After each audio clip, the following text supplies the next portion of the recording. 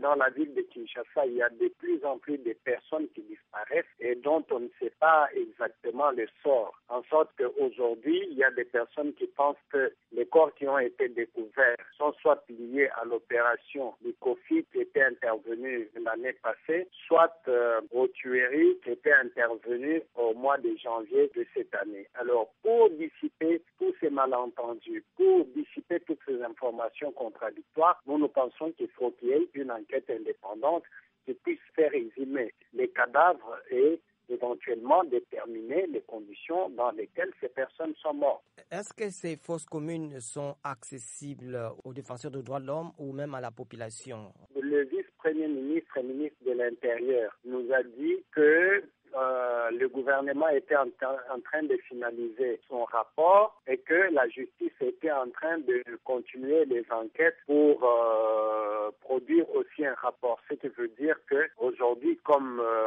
la justice est en train de faire des enquêtes sur cette fosse commune, je ne pense pas qu'elle soit accessible encore. Pour la mission des Nations Unies, il s'agirait de personnes qui ont été tuées lors des événements du 19 janvier de cette année. Est-ce que vous êtes de cet avis? La MONUSCO s'était rendue à la fosse commune et de là, elle a fait remonter l'information jusqu'au niveau du procureur pour qu'on enquête. Mais il faut noter que jusqu'à présent, il y a des informations contradictoires. Même la MONUSCO s'est prononcée dans le sens de dire qu'il faut qu'on attende les rapports qui a été promis par le vice-premier ministre et ministre de l'Intérieur pour voir exactement de quoi il est question. Mais compte tenu du fait qu'on retrouve dans une fosse commune plus de 400 personnes qui sont décédées et quand on sait que la morgue de l'hôpital Mama Emo ne peut pas contenir autant de gens et que aussi la mairie de Kinshasa n'a pas fait de communiqué pour appeler soit les personnes qui auraient constaté la disparition de leurs proches pour venir identifier les corps, il y a quand même des interrogations qui demeurent et qui vont dans le sens de ne pas croire dans la version qui a été donnée par le gouvernement.